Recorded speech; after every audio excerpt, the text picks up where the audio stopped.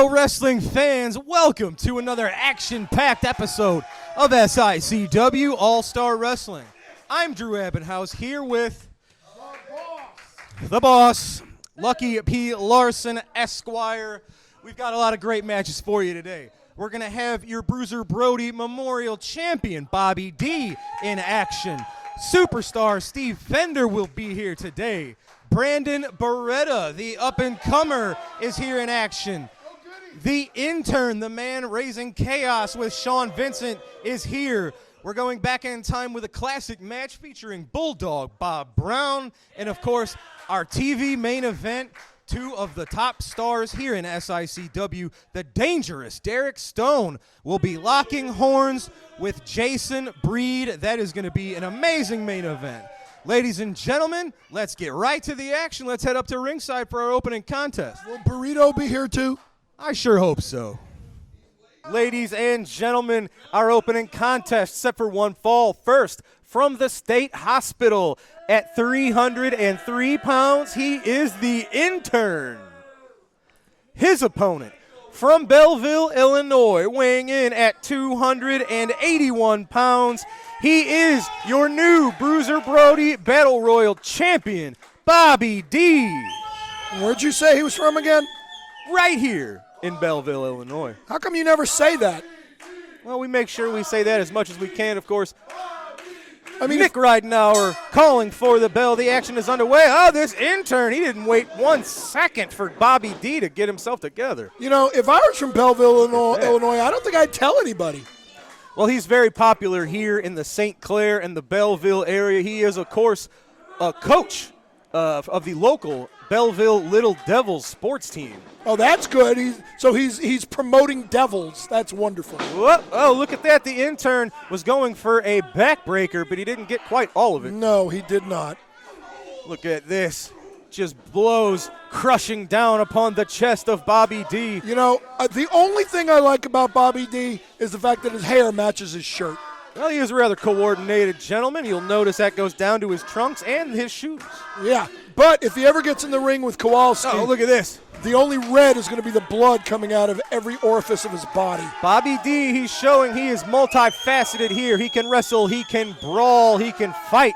Yeah, but that is not the 5,000. That is not the 5,000-pound Kowalski, is it? Certainly not. No. But he just hit the Intern with 5,000 punches. You know, how do we know that really is the Intern? He's got a mask on. I don't know. There could be many Interns. That's right. Look at that. He caught him with the splash. The Intern sending Bobby to the mat. Maybe there's like a tag team of them somewhere, like a 6-man tag team. They're all the Interns. They all look like that. Can you imagine the chaos they could cause? Yes. Oh, it's the claw hold. Now, of course, the Bruiser Brody Battle Royal was the biggest accomplishment thus far in Bobby's career. Well, yeah, he cheated by getting the giant Kowalski out at the end. Well, he hopes to follow up on not only winning that match, but eliminating Kowalski from the Battle Royal. And he will be challenging your man Kowalski for that Central States title on June the 11th. If you want to call it a challenge, sure. Yeah, it's going to be a heck of a challenge, so you better It's going to be a challenge for him. You better be doing your homework here. I'm not too concerned. Everybody thought Danny Dollar was going to beat him for the belt last week. Big body slam. Well, power slam, pardon. And Danny Dollar actually had your man beat, and it is You don't know that. Yes, I do. Oh, my God. Huge suplex from Bobby D. Nicely done. Slamming the big man to the mat. Yeah, well, that's not Kowalski. Bobby D has been very impressive because, as we've noted, he's been winning matches with different moves, different holds every single time. Well, at least he doesn't have to come up with a move to beat Kowalski because we all know he can't he won't. Your Bruiser Brody Battle Royal winner, looking to follow up on that by taking the Central States title. Not going to happen. The Dogtown Underground, June the 11th. Never going to happen. Yes. Ladies and gentlemen, let's head up to ringside for words from our champion, Flash Flanagan. Do we have to? Ladies and gentlemen, we are here with your SICW Classic Wrestling champion, Mr. Flash Flanagan. Flash, big match, defending your title coming up June the 11th against the Big Texan. You know, this Saturday night, June the 11th, is it June the 11th? Yes, sir. Big Texan, I know you're a tough guy. You get that big clothesline, but right now, I don't know how if that armor's going to be 100% or not. Was it Derrick Stone? Yes.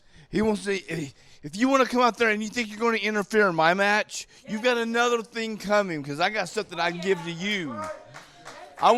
It's me and Big Texan one-on-one, and as far as I'm concerned, if you want to come out there, Derrick Stone, I'll give you something stone hard right here. Well, ladies and gentlemen, even though what Derrick Stone's actions seemed like they may have helped you taking out Texan in that lariat arm of his, sounds like, yes, you don't need or want any help from somebody like Derrick Stone. No, I don't want no help from nobody else. I do things my way, and I do it on my own. I don't need no help from nobody. Derrick Stone, matter of fact, you may have a hit on you coming up because don't be interfering in anything I've got to do. Big Texan, this Saturday night, June the 11th, me and you one-on-one, and I hope you're at 100% because I guarantee you I'm going to give you a fight that you won't forget. Ladies and gentlemen, you heard it. That's this Saturday, June the 11th. Flash Flanagan making his first defense of this title run against the Big Texan. Ladies and gentlemen, East Carondelet, be there June the 11th. I didn't work too hard to lose this. You heard him. Ladies and gentlemen, we're going to head back to the podium with words from promoter Herb Simmons. Wrestling fans, I am here with the legendary wrestling promoter, Mr. Herb Simmons. This is your 49th year of promoting the professional wrestling business, and you have no signs of slowing down, sir. That leads us to this Saturday night, June the 11th. Well, no, there's no time to slow down when you have the great fans that SICW has. And like I said, we do it for them. And you're right, June the 11th, right at the East Carondelet Community Center, a lot of great matches. That big main event, Flash Flanagan is on a roll, and he's going to have a big match that night because the Big Texan's been around a long, long time. He's got that big lariat that he's been using. We've watched it. I mean, he's tried to decapitate some of these guys. Yeah. And I'd have to look at the record books. I can't remember the last time the Big Texans lost a match. He's a little compromised, it seems like, since Derrick Stone, the unpredictable one, has sort of inserted himself into this situation. But hopefully he won't have any impact on that title match June 11th. Well, Derrick Stone is one of the veterans of that squared circle that doesn't back down for anybody. I don't agree with his tactics, but I tell you, when you look at a guy like Derrick Stone, you got Flash Flanagan, the Big Texan, you never know what's going to happen. Absolutely. Now, Central States Championship. This will be the second official title defense for the 460-plus pound Kowalski. He is challenging the Bruiser Brody Memorial Battle Royal winner and the man who eliminated Kowalski to win that in Belleville's own Bobby D. Bobby D, Belleville's own. What a winning streak that young man's had. Got the Bruiser Brody trophy for the next year, and he has been climbing that ladder, but this is probably going to be the biggest challenge so far. Well, absolutely. All the men and ladies here in SICW continue to evolve. Not only is Kowalski getting better and better every single week, you've been watching Bobby D's career for probably 12, 13, 14 years. Long time, and he is on a roll. I mean, every time I see him, especially here over the last 6 months or so, it is nonstop. He's got the pedal to the metal, and it's going to be a great match. How about what we'll call a special attraction? Superstar Steve Fender looking to prove his first win over Peyton Ayers was not a fluke, but this will be a rematch. Superstar Steve against a very impressive newcomer, the 315-pound, 6-foot-plus Peyton Ayers. Well, you know, Peyton Ayers is very impressive, or he wouldn't be in SICW. This man's got a future, but you got to remember, he's going against a guy who was under that learning tree of the late, great Harley Race. What a match this is going to be. If Peyton Ayers wants to shine, this is going to be the match he's got to do it in. Yes, sir. Well, June the 11th, it's going to be a barn burner here in the East Carondelet Community Center. Ladies and gentlemen, you heard it. Superstar Steve Fender versus Peyton Ayers. The Central States title is on the line as Bobby D looks to add to his achievements. And, of course, the main prize in SICW, the Big Texan getting his first shot at this belt against the dangerous, the unpredictable, the very tough Flash Flanagan, who has a lot to prove since he just won this belt. Well, you know, the Flash Flanagan never backs down. In fact, I think he likes the bigger they are. So he's gonna have his work cut out for him against the Big Texan, I can tell him. Herb, you've done it again. Another blockbuster night of matches. June the 11th, East Carondelet Community Center. Ladies and gentlemen, be here with us. All right, ladies and gentlemen, let's take a quick word for our sponsors. When we come back, we will see superstar Steve Fender in action. Wrestling fans, SICW returns to the East Carondelet Community Center on Saturday, June 11th with another action-packed card. In the main event, your 5-time Classic champion, Flash Flanagan, squares off against the rough and tough cowboy with that devastating lariat, the Big Texan. These two have been friends for a long time, but when it comes to the most prestigious title in the business, friendship gets set aside. Flanagan and Texan, who will walk out as the SICW champion on Saturday, June 11th at the East Carondelet Community Center. Plus, Bobby D versus Kowalski for the Central States title, and the Son of the South, Frankie D, takes on former champion Attila Khan. The doors open at 6 p.m., bell time is at 7. You don't want to miss this one. For ticket information and to reserve your seats, call 618-286-4848. Now let's hear from the Son of the South, Frankie D, about his upcoming battle on June 11th. Saturday, June 11th.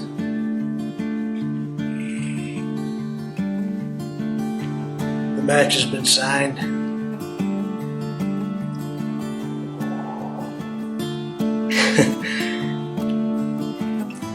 Some people said that I'm too old and I can't handle it. It's even been said it's probably going to be the last match that I ever wrestle. Very well could be.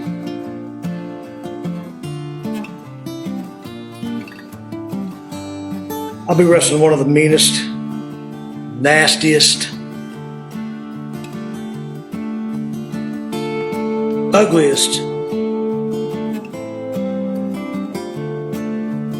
men that has ever stepped inside of a squared circle.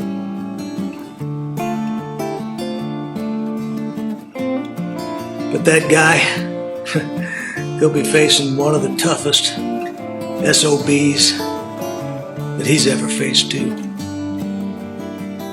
Attila Khan has been all over the place. He's wrestled all over the place. He's wrestled many men, and he has ended several careers. But you know, the thing of it is Frankie D, the Son of the South. I've been around this thing for 33 long years.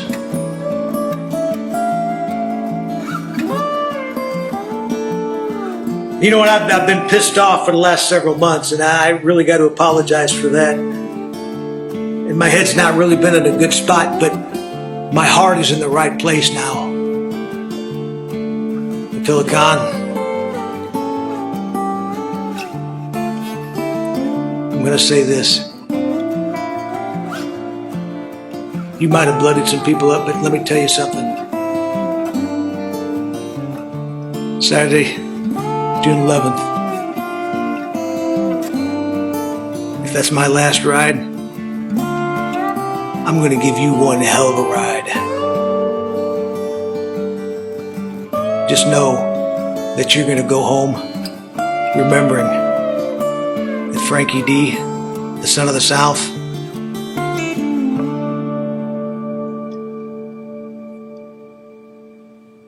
was one of the toughest SOBs that you ever came across. It may be my last night. And if it is, it's been one hell of a ride for 33 years. Wrestling fans, are you looking for those vintage toys, those hard-to-find 70s, 80s, and 90s action figures? G.I. Joe, Teenage Mutant Ninja Turtles, Star Wars, Transformers. Look no further than Snyder Toys. They will have what you're looking for. Give Robert Snyder a call at 618-314-3266 for all your vintage toy needs. Ladies and gentlemen, this matchup is set for one fall. Introducing first from St. Louis, Missouri, 242 pounds, Brandon Beretta. Oh, goody. His opponent from Hollywood, California, at 219 pounds, Superstar Steve Fender. Let me guess. Brandon Beretta is going to have one heck of a showing. It's going to be a moral victory, and he's going to really give it his all. Well, we'll see how it goes. That has been how Brandon operates. Yes, and he usually ends up on his back. And it seems to be going according to plan. See, now he's on his stomach. That's just Brandon's inexperience. He was going for a collar and elbow tie-up. Superstar Steve wanted no part of it. So yet another mistake made by this guy. I tell you what, for somebody who's had less than, 10, 11, maybe 12 matches. And how many of those 10, 11, 12 matches has he won? Brandon Beretta has faced competition that is leagues above him in the experience factor. Well, yes, when you start, so it just takes anybody's going to have more experience than you. When you look at the caliber of talent that Brandon Beretta has been in the ring with in the beginning of his career, how can you not become better for it? How can that not pay off? Well, here, I will explain to you Everybody how. he wrestles is a former champion with 20 years experience. Everybody he wrestles is a former Pretty champion much. with Superstar 20 years Steve is, experience. Attila Khan is, So Chris Hargis. So let me ask you this. The Giant won the WCW World Beautiful title drop kick. in his first ever match. Yeah, he's also 7'4". Well, I'm just saying it was his first match, and he won the World Championship. Two count. This kid's had at least 12 matches. He hasn't won the World Championship yet, so he sucks. Okay. Well, the fans letting Steve know what they think of him, calling it not superstar, but stupid star. And fortunately, he, like I, do not give two good craps what these stupid, toothless, redneck, hillbilly See, this is yahoos what I'm think. talking about. Brandon Beretta going toe-to-toe with Steve Fender, taking these elbows and dishing them out. And how's that working for him? Not too good. Well, the experienced veteran superstar Steve Fender staying one step ahead of the rookie Brandon Beretta. Somebody go get his head. I think it rolled out of the ring. Yeah, just a kick right to the upper chest. Brandon Beretta rolling out of the way. That senton. There was an empty pool for Steve Fender. He slipped on his own grease. Oh, big boot to the face, heading off the incoming superstar. Did you see right there? He pulled his hair. Shoulder block sends Fender crashing He to the pulled him mat. down by his hair. Nice drop kick. Fender into the corner. And he's wasting time. Oh, he's recovering. Well, see, if I were there, I would have told him to get right on him, not to let him breathe. But nope, he wasted too much time. No, he absolutely did not. That splash connecting on Fender. Match isn't over yet, big Brandon boy. Beretta feeling the flow. What's he got in mind here? Going for a Oh, bulldog. see? He pulled his hair. Absolutely beautiful. Sent Fender into the corner and caught him on the rebound with that bulldog. Yeah, and he pulled his hair, too. Oh, I thought he was going for a spine buster. He held onto the legs, turned him over into a Boston Crab. Hey, Look at this. Brandon what the Beretta hell's going on here? showing new tricks. He gets better every time. I tell you that, and you don't believe me. I don't believe anything you say. But, yep, look at that. See? Still not enough. Superstar Steve able to get to the ropes. Every forces a single break. time he comes out here, Brandon Beretta showing us something different. Well, right there he showed you some ignorance because he let go as soon as Superstar Steve got to the ropes. He should have held it for a count of 4. Well, and a half. maybe he's got some character and some morals, unlike you. Hey, I'm the boss. You're a boss. You're right. Oh, Beretta ducks that big boot coming in from Steve. What's he got here? Oh, he's going for a back got suplex. nothing. Oh, a chop block to the left knee of Brandon Beretta. That'll Yep. stop your momentum quick. Oh, there you go, the And there death it is. lock. There's that most dangerous death lock in the world. Just give up, kid. Fight another day. All it took was one chop block in this vicious, devastating maneuver that I don't think I've ever seen anybody escape from. And you're not going to. Brandon Beretta, he's fighting the There pain. you go. He couldn't do it. Superstar Steve Fender showing why he is a world heavyweight level champion in any company a world he goes. heavyweight level champion. Absolutely correct. Former champ here in SICW. So of let course. me ask here. Ready? Let me guess. This was one heck of a showing by Brandon Beretta. He showed a lot of intestinal fortitude. He's growing by leaps and bounds with each experience, and a good moral victory for the young kid, but he lost again. Everything you said is absolutely correct, Of ladies course and it is. gentlemen. Steve Fender showing why he is so dangerous with the submission victory here on All-Star Wrestling. Which means Brandon Beretta lost again. Ladies and gentlemen, let's head up to the podium to get some words from Peyton Ayers.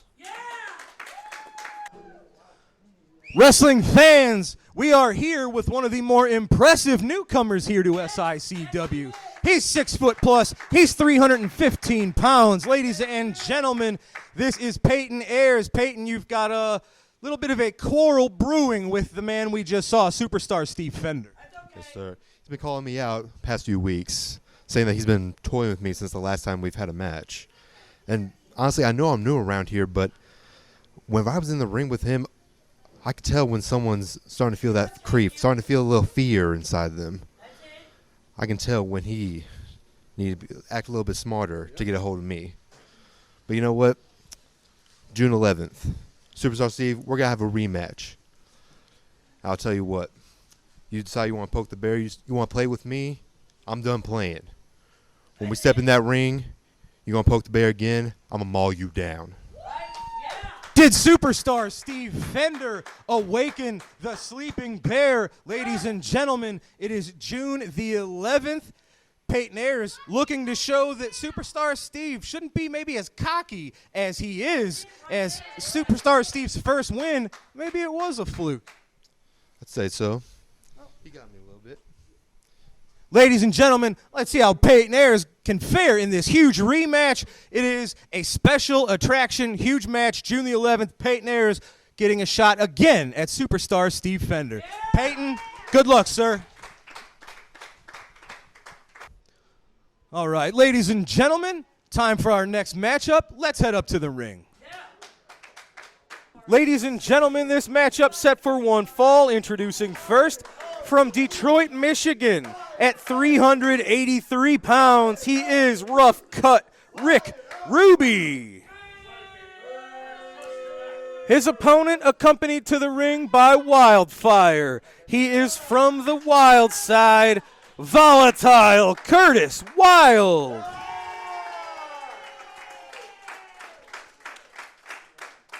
Oh, get a room. Well, ladies and gentlemen, Yeah. Rick Ruby getting the jump on Curtis Wilde before the bell had actually rung. That wouldn't happen if she'd brought me dessert like she was supposed to. Will you ever stop? Yeah, I'll stop when she starts bringing me cookies or brownies or something.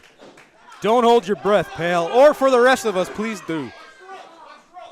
Ladies and gentlemen, Curtis Wilde and Wildfire, of course, played a fairly significant role in getting rid of Travis Cook. Yeah, they should be ashamed of themselves. I think they should be very proud of themselves. See, However, she's coming over here to be closer to me. I don't think that's what that is. But now that they've sort of gotten rid of Travis Cook, Curtis has a bit of unfinished business, as we saw his trusted confidant, his bodyguard, who he thought he called his man wall, Kowalski, turned his back on the Wilds. Oh, blah, blah, blah. So Curtis, he's got his sights set on his former friend, Well, Kowalski. he can have his sights set on whatever he wants. I got my sights set on things much bigger and better than him. Look at that. Nice series of jabs from the one from the Wild side with the elbow sending Ruby to the mat. Who do you think has the weight advantage in this one? Well, I think that is Mr. Ruby by a significant amount. Who do you think has the weight advantage between Ruby and Wildfire? Settle down. What? I'm just asking. What's interesting to me is how quickly fans seem to have taken to Wildfire and Curtis Wilde. Yeah, probably because she's giving them cookies and brownies and cake and stuff like that she's not giving me. No, it's because all of the tactics that they used to use against our favorites here, they've now turned those against more deserving targets like Travis Cook. And if Curtis is coming after Kowalski, that means he's also kind of coming after you there. Look, he wants to come after the boss. and the Dogtown Underground. It'll be the biggest mistake he and this Ginger Cook here ever. You push your luck too far. We talked about how these two helped send Travis Cook packing. You might be next. Yeah, this Ginger Cook, and I say Cook as in chef, not Cook as in Travis Cook. If they don't watch it, they're going to have bigger problems. Look at Curtis. He's got a cross face of his own. I've never seen this from the volatile one. Yeah, so he should lean back and roll Curtis onto his shoulders there, but he's not going to do it. Can Rick Ruby make it to the ropes? Yes, he can. There you go. Hey, who rang the bell? Who rang the bell? That's some trick. No, don't fall for it. Match is not over. Keep See, going. Wildfire tried to distract them and made them ring the bell. There you go. Did you tell him to ring the bell? Absolutely not. I think you did. You're so confused. Oh, look at that, Curtis Wilde. That's the WTF Wilde's Twisting finale that got the job done on this occasion. Oh, well, now there's the bell again. So how do we know if this is really over this time? Well, we saw the 3 count this time. So what? Curtis Wilde using that excellent maneuver of his to defeat the larger man. You hear these crowds, these people here saying, let's get wild. They have embraced the Wilds. Ladies and gentlemen, it is Curtis victorious via submission. Yeah, but they're embracing them because this via pinfall. Yeah, because this woman out there is giving them cookies and brownies and cakes and pies, and she hadn't given me a darn thing yet. Well, don't hold your breath, like I said. Curtis Wilde with the WTF for the win. It's a family show on All Star Wrestling. Ladies and gentlemen, what a match. We got to take a quick commercial break. When we come back, we will have this week's classic match plus words from Curtis and Wildfire. Lincoln Place Pawn in Fairview Heights will take care of all of your cash loan and pawn shop needs. They deal in gold, jewelry, guns, tools, and much, much more.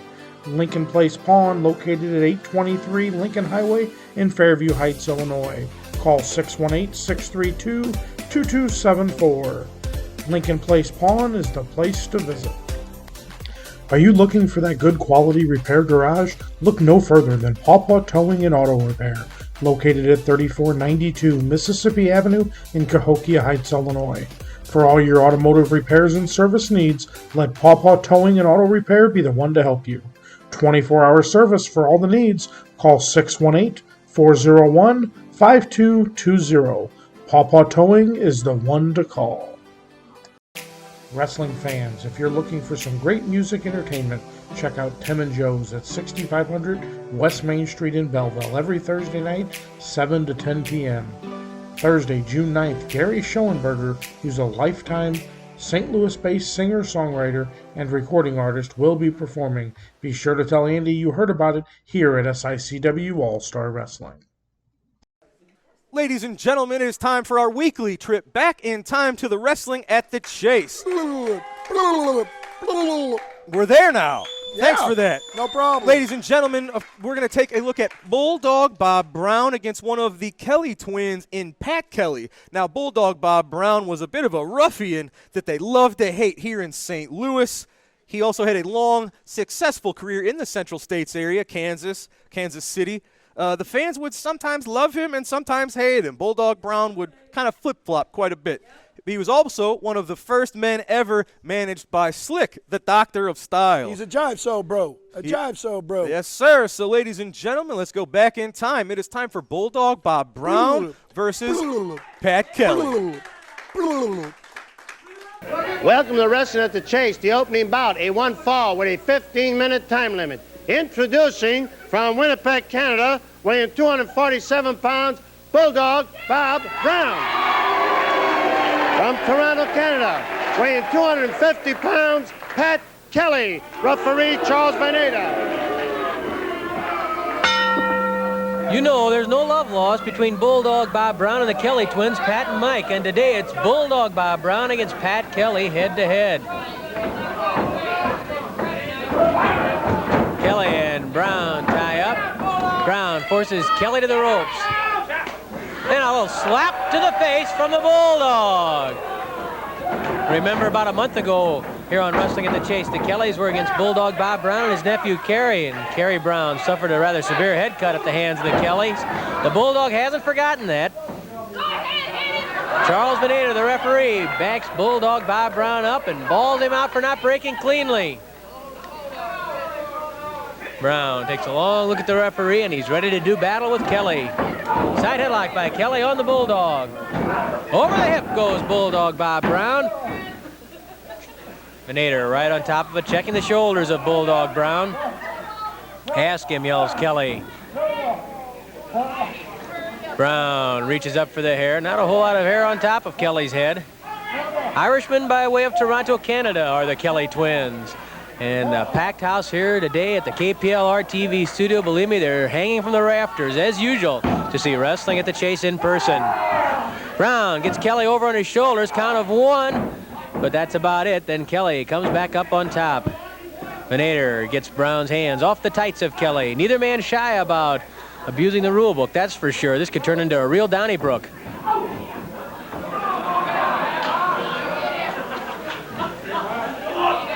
Side headlock by Pat Kelly on Bulldog Bob Brown.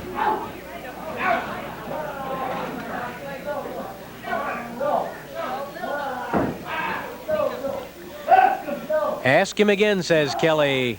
And Bulldog Bob Brown, his head forced forward, having some problems early in the match with Kelly.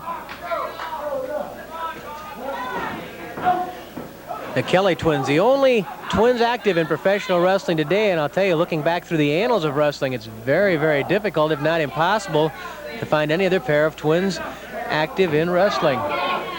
Certainly, Pat and Mike are really identical. They are so much alike, it's almost unbelievable. Count of 1, Brown gets a shoulder up. Kelly trying to get over the shoulders of Bulldog Brown, use his weight against Brown and on the shoulders. You can see Bulldog trying to rough up the face, using his hand across the eyes, across the bridge of the nose of Kelly, trying to rough him up, get his vision a bit blurred. Now he reaches for the beard of Kelly.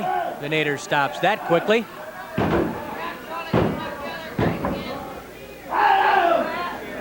Brown cries out. Again, Venator checks the shoulders of Brown. Kelly balances over the top of Bulldog. Bulldog manages to lift that arm up. Kelly be happy to get a pin this way on Brown, but it's going to be very difficult. The Bulldog has a lot of good upper body power. Very strong. Shorter than many wrestlers, but that has never bothered the Bulldog. When it comes to competitiveness, when it comes to being scrappy, the Bulldog takes a back seat to no one.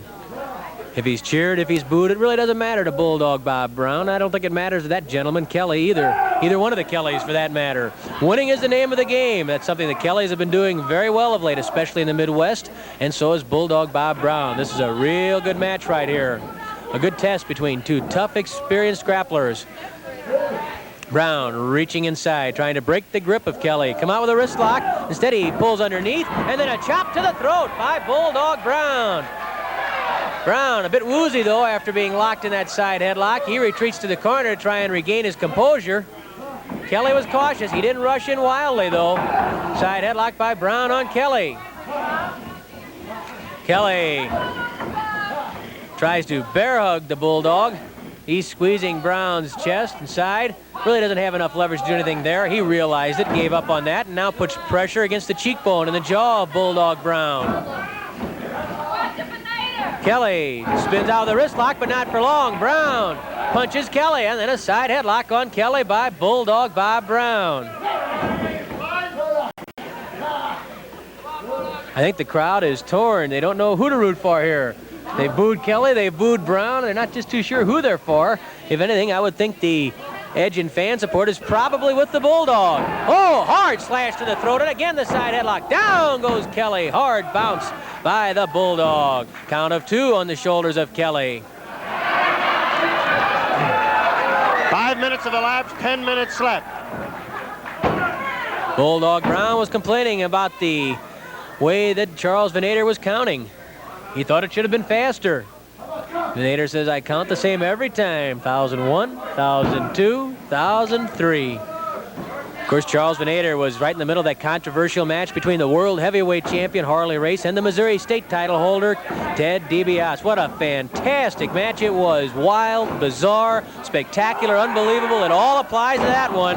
Oh, and Brown's leg jammed into the knee of Kelly, and you know that the Kellys are very adept with that Irish clutch leg hold, and maybe that's what Kelly's thinking about right now as he dished out some punishment to the left leg of Bulldog Brown. Flying mare by Kelly, and then he clamps the head and comes down with a figure 4 head scissors. The Kellys have a lot of different holds. They're very versatile. Speaking of that match between Race and DiBiase, well, I'll tell you, it's going to go down as a classic, something that people are going to talk about for years and years and years to come.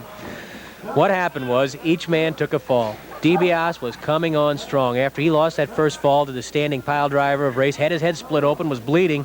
From that point on, it was all DiBiase. He won the second fall with the figure 4 leg lock. In the third fall, Race avoided a flying tackle as you watch Bulldog Brown come out with a double toe hold on Kelly.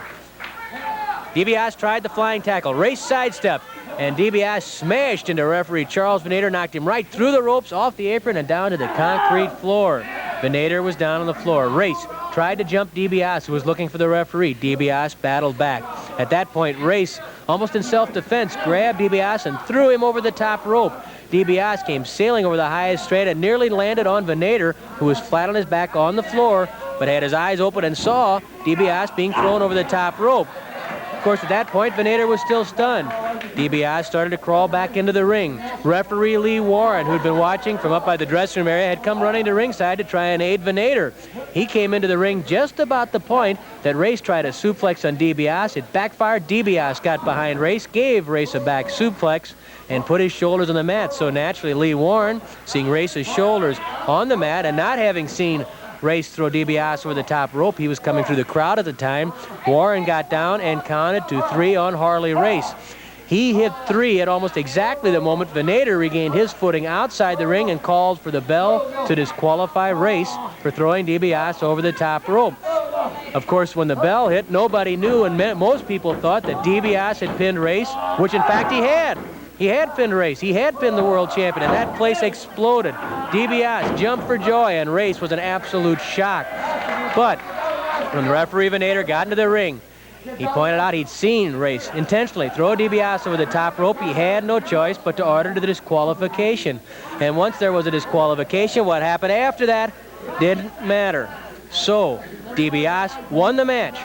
But Race, by a long-standing rule that's been in effect since 1930, Race kept the title because a champion cannot lose the title on a match decided by disqualification. A bitter blow for Ted DiBiase, but he admitted afterwards, and he was quick to admit it, he talked with Venator that the referee had made the right decision. He called it correctly. But you know, wrestling's just like football or basketball or any other sport. When you hear that whistle blow, the match isn't over.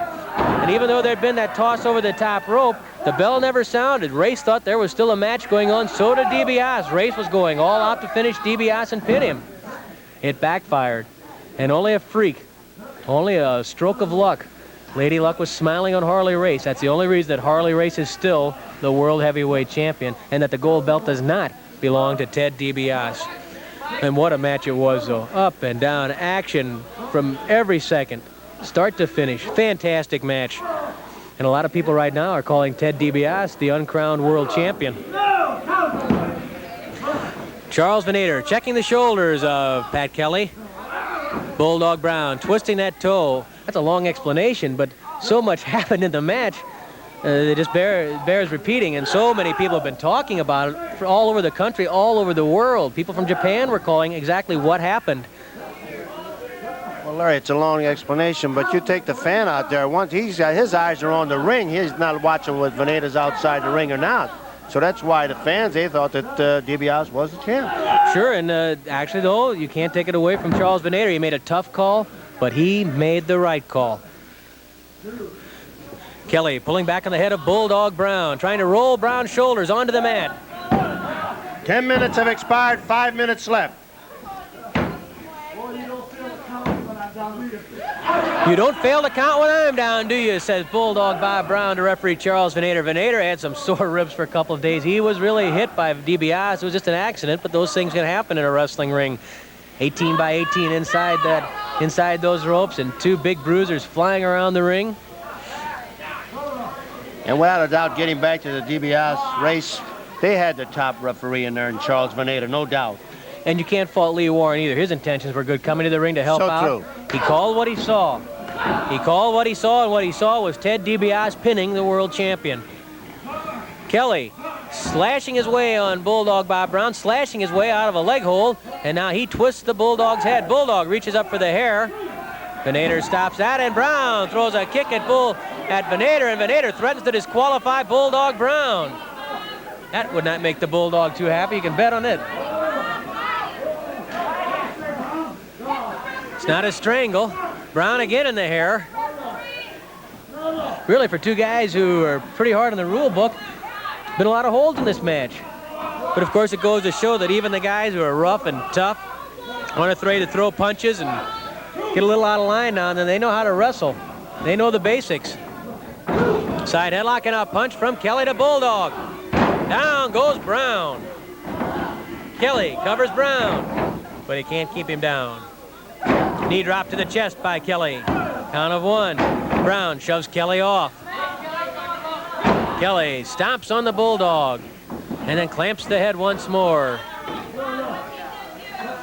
Pat Kelly trying to wear down Bulldog Bob Brown. 1, 2, 3. Kelly leaning into it. He has good balance. You can see how that back leg is out, the right leg out, so he can really lean into the neck. And now he goes to cross arm grip across the neck of Bulldog Brown. 3 minutes left. 3 minutes. Pat Kelly with the cross arm neck lock, really more than a headlock on Bulldog Bob Brown. Brown trying to struggle to his feet. Kelly really leaning in on him. Brown yells out of Venator, "Get away from me," when Venator asks him if he wants to quit. Bulldog doesn't quit. I don't know why he wants Venator to get away from him. He should tell Kelly to get away from him. Good point. Kelly's the guy giving him the trouble, and Kelly has looked pretty good in this match, let me tell you. He pounds on the stomach, then a chop to the neck, and Brown knocked into the ropes and out of the ring by Pat Kelly. Kelly taking command of the match, and Bulldog Bob Brown is in trouble. Slowly, Brown comes to his feet outside the ring. Kelly stomps on the back of Bulldog Bob Brown. Brown having problems, favoring his shoulder. You know, he's had some shoulder and neck problems over the last year anyhow. Brown crawls through the ropes, and there's Kelly right on top of him with a knee lift into the stomach. Hard forearm smash, and Brown gouges the eyes of Kelly. Bulldog Bob Brown goes to work on Kelly. A slash to the throat, a knee stomp underneath the chin of Kelly. Once more, Brown with that knee stomp underneath the chin of Kelly. Drop kick by the Bulldog, and that surprises the crowd. Bulldog Bob Brown grabs Kelly, pitches him outside the ring. Brown going outside on the apron. He's warned by Venator. Kelly starts to come up, and Brown stomps on his head. Again, Brown kicking Pat Kelly in the head before Venator can get Bulldog Brown back into the ring. 1 minute left. 1 minute. Brown whips Kelly back into the ring. Bulldog Bob Brown lifts Kelly. The backbreaker. Brown trying to finish off Kelly. Count of 1. And at 2, Kelly shoves off Brown, and Brown again complains about the count. But definitely Kelly was not down long enough for the pin. Brown lifts Kelly again for the backbreaker. A second backbreaker by Bulldog Bob Brown. And at 2, Brown shoved off once more. Brown takes out his anger on Venator by chopping at Kelly. Brown lifts Kelly. Look out! Hey, small package, front rolling cradle by Kelly. Count of 1, 2. Oh, and Bulldog Bob Brown was nearly pinned right there by the small package hold of Pat Kelly. Kelly forces Brown into the corner. Forearm smash from Pat Kelly. A punch to the head. Brown reaches for the eyes. He grabs Kelly and slams Kelly's head into the top turnbuckle. Flying Beal by the Bulldog. Brown lifts Kelly. Double knee stomp. Kelly knocked down by Bulldog Brown. Here comes the leg drop. There is the leg drop, but it's too late because there's the bell, and the time limit has expired. This match between Bulldog Bob Brown and Pat Kelly ends in a 15-minute draw. Brown complaining about the time. The Venator saying it's not my fault. The time ran out, and that's it. It's a draw, and here's Mickey Garagiola. With time running out, referee Charles Venator declares the match a draw. Ladies and gentlemen, I am here with the duo that has become very popular very quickly here in SICW, Volatile Curtis Wildfire. Congratulations on your victory, sir. I appreciate that. Fact of the matter is, tonight, I made an example. Not an example of just anybody. I made an example of the over 350 pounds, Rick Ruby. And he got rough cut. So Kowalski, you saw me do it. You saw me apply the WTF on a man like Rick Ruby. The Wild's twisting finale has put everybody down that I have put it on. And Kowalski, you will be no different. You see, everywhere Curtis Wilde goes, gold follows. And you just happen to have my Central States Championship. Kowalski, you're going to step on through to the Wild side. Well, with Kowalski, it's not simply about the title, it's about betrayal. This was the person you called your man wall. He was one of the few people on this planet you thought you could trust until he stabbed you in the back. Kowalski, you were my man wall. You were my monster. You were my personal security system. But when it comes down to it, and you and I lock horns, you are gonna need security, because this crowd is behind me 100%, and they want to see 3 words: let's get wild. Well, Curtis, we talk about Kowalski, but he's not your man wall anymore. He's got a new boss, as they say. And this is someone, if you guys have been watching All-Star Wrestling Wildfire, I know you've heard the one and only, the man that calls himself the boss. Lucky P. Larson has made some rather disparaging remarks about yourself. He is constantly waiting for you to bring him cookies and sandwiches. You know, he keeps talking about that, but the fact of the matter is, he is somebody who came out of Travis Cook being gone. A vacuum has been formed here in SICW, and it looks like the so-called boss is trying to fill that space. But Travis, you asked her to make you a sandwich over and over again. Well, when we were ringside not too long ago, she gave you the sandwich, but not the sandwich you want. She gave you a knuckle sandwich. Wildfire? You know, he asked me to make him a sandwich. He said I belonged in the kitchen and not in the ring. Well, he got one sandwich, and I got another one waiting for Lucky P. Larson. Oh, that's exactly right. That's exactly right. Lucky, your luck is going to run out, son, when you step on through to the Wild side. Ladies and gentlemen, Volatile Curtis Wild and Wildfire. Ladies and gentlemen, we got to take a quick break. We will be back with your TV main event. Wrestling fans, SICW Wrestling has been providing fundraising opportunities for several decades for local communities and nonprofit organizations.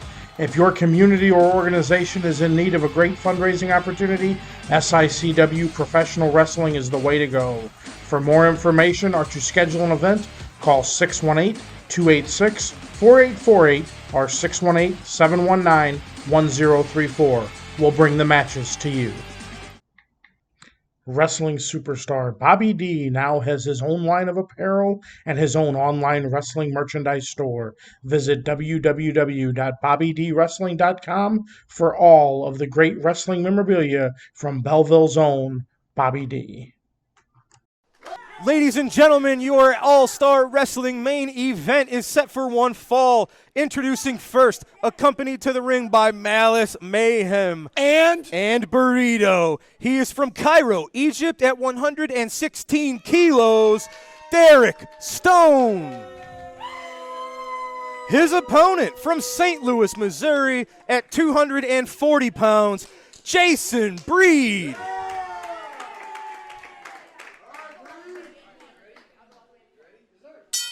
You know, in case Malice Mayhem forgets who she is, she can always look in the mirror.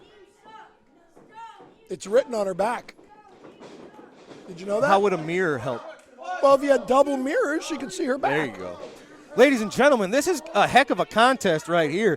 the dangerous Derrick Stone against Jason Breed, who's been very dangerous and successful in his own right recently. Yeah, you know how you can tell the two of them apart? How's that? One of them is wearing pink. Thank you for that. I'm here to help. He is one of the most color-coordinated superstars here. You know, he wears yellow, he wears pink. I like it. I like his colorful uniforms, his colorful, color-coordinated ring gear. There you go. Yeah. This match should go a long way in determining future title shots, ladies and gentlemen. We've seen Derrick Stone recently make some major enemies in both the Big Texan and Flash Flanagan. But in doing so, he might have manipulated his way into title contention. Well, you know what? Sometimes a grand plan takes a while to form. Like, for example. You might know something about that. Yes! Like, for example, coming in as your mild-mannered color commentator to help you keep things straight here, and then, boom, suddenly I'm in charge. I'm the boss. I manage the Central States Heavyweight Champion. I manage Muller McDarby. I manage and am the boss of the Dogtown Underground. I basically run SICW. What a mess, ladies and gentlemen. We thought we got rid of Travis Cook. We have, but we've been replaced with something that might be a little bit worse. That's your opinion. Joke's on us, fans. And you're entitled to be wrong. Look at this. I am looking at it. He's working on She's that. very sweet and attractive. And yes. Oh, you didn't mean Malice. Jason you meant Breed the match. working on that left arm of Derrick Stone. He's recently used that Fujiwara armbar. You can't keep your eyes off Malice Mayhem. I'm trying to watch the match. To great and success. You keep drooling over here over Malice That and is Burrito. quite literally the opposite of what just happened, as our fans all heard. Referee Denny Thomas, he's right in there, seeing if Derrick Stone will submit. Yeah, I'm pretty sure that's not going to happen. Unlikely. Yes. Nope, got to be careful when you're in that submission position that your both shoulders don't Submission touch. position. That's right. That's what that is. Say that 3 times fast. Next time. All right. There's Denny Thomas checking the shoulders. Count, there he is. 2. Oh. Derrick Stone is a crafty, crafty man, ladies and gentlemen. Hey, his foot's in the ropes. Get him off. And he's also very color coordinated. See, his knee pads match the outfit. You know, I'm still trying to figure exactly what that is. A singlet, I guess, is the best way to refer to it. Yes. Yeah. See, and he's got his name on his back in case he ever forgets who he is. Derrick Stone taking a bit of a regroup here. Well, Jason Breed, this is what you got to do. Instructions. You can't give Derrick Stone even one moment. See, look at that. See, she did exactly what her man told her. See, maybe if he told her to bring me cookies. You might want to just direct your misogyny. It's a different duo. I don't think these two are to be messed with. No, I'm saying she Look did at that. exactly See, what Derrick he told Stone, her. he thought he was getting one over on Jason Breed, trying to sneak around from behind. And it's going He's to work. still trying. These two, And I it tell you what, worked. it certainly did. See, they are a team. They're equal partners in this. Of course, recently we saw Jason Breed challenge Attila Khan. How'd that work out? For the Classic Wrestling Championship. He did not leave that match with the No, title, he didn't. but he impressed everyone who's seen that match, who was here in the building. You really get impressed by losers, don't you? Well, when somebody like Attila Khan and the reign of terror that he had demonstrated for as long as he did, I don't think a lot of people expected Jason Breed to bring the fight to him like he did. He absolutely did that. Big splash to Derrick Stone, and I think it's led to a boost in confidence for Jason Breed, knowing that he can hang with the absolute best. You know, if I were this guy. guy. Derrick Stone, he saw that one coming, though. You can't be too predictable. If I were this guy, this Derrick Stone, I think I would bring Burrito in the ring and maybe try to distract Mr. Breed here. Yeah. They don't use Why Burrito would you do enough. that to a dog? Well, you know, he's a weapon. Oh, see, look. Now Jason Breed trying to take advantage of Malice Mayhem. Horrible. I'm not certain that's what we just saw there, but this is...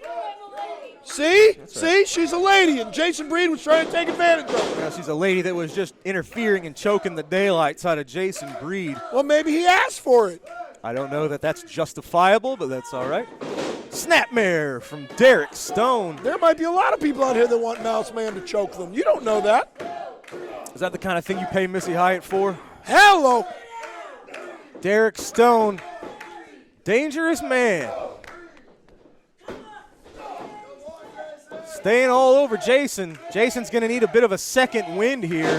He's going to need a second and third wind right now. What's interesting about Derrick Stone is his colorful unitards? That too, but as much damage as you see him take, he really doesn't show much wear for it. No, he seems to almost enjoy it. Yes. I wonder if he would enjoy Malice Mayhem choking him. Look at it, you can just hear him panting, breathing like a beast. What's he got in mind? He better watch his head. He's not going to hit the ceiling. Jason Breed's got the bullseye on him. Oh, he got out of the way. Derrick Stone took a little too long. Is it just me, or does Derrick Stone remind you a little bit of Butcher Vachon? Okay. You can see that, can't you? Absolutely. Now that is impressive. Big body slam. That is impressive. See, I give credit where credit is due. That is impressive. Here he is. Here's some of that boxing experience of Jason Breed coming into play. Oh, no, Derrick Stone blocked it with a kick to the gut. This is not a boxing match. See? Big headbutt right to almost the temple, I thought, but Derrick holding that elbow. I think it was more the shoulder. Jason holding the elbow. Snapmare takeover. Oh, the elbow drop did not find its mark.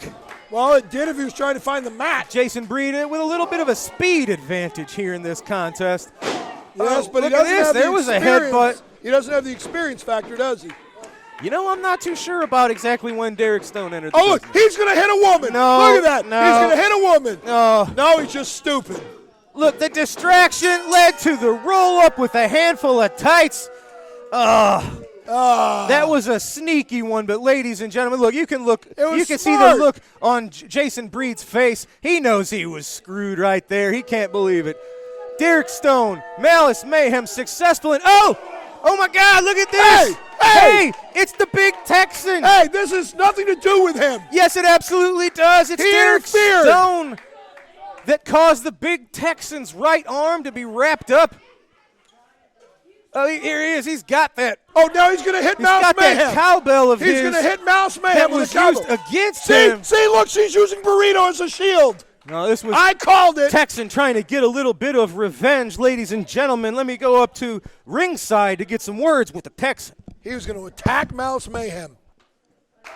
Big Texan, we are days away from your classic wrestling championship shot against Flash Flanagan. But there's been a wrinkle thrown into the whole plan, sir. Derrick Stone and Malice Mayhem have inserted themselves into your business, attacking your arm with your own cowbell. Tex, like I said, big title shot right around the corner. Are you compromised? Are you 100%? Can you concentrate and focus solely on Flash Flanagan with Derrick Stone running around? Hey. Their arm is going to be 100% here pretty soon. It's going to be 100% by the time I have to wrestle. Derrick Stone, you want to interfere into my matches? You better watch your back because I'm going to interfere in yours. Well, ladies and gentlemen, Saturday, June the 11th, Big Texan, you are the challenger. Will you leave that night with the title around your waist? That's a heck of an opportunity. It's not even a question. It's going to be my title. I'm going to beat Flash 1, 2, 3, just me and him, one-on-one. It's coming home to me. Ladies and gentlemen, who will be our classic champion? Will Flash Flanagan retain? Will it be Big Texan achieving possibly the highest accolade of his career? We are days away from finding out, ladies and gentlemen. Don't you miss it. June the 11th, right here in East Carondelet. That's all for tonight. For the Big Texan, for the boss, Lucky P. Larson, Esquire, I'm Drew Abbenhouse. Thanks for joining us. We'll see you next week right here on SICW All-Star Wrestling. Have a good night, fans.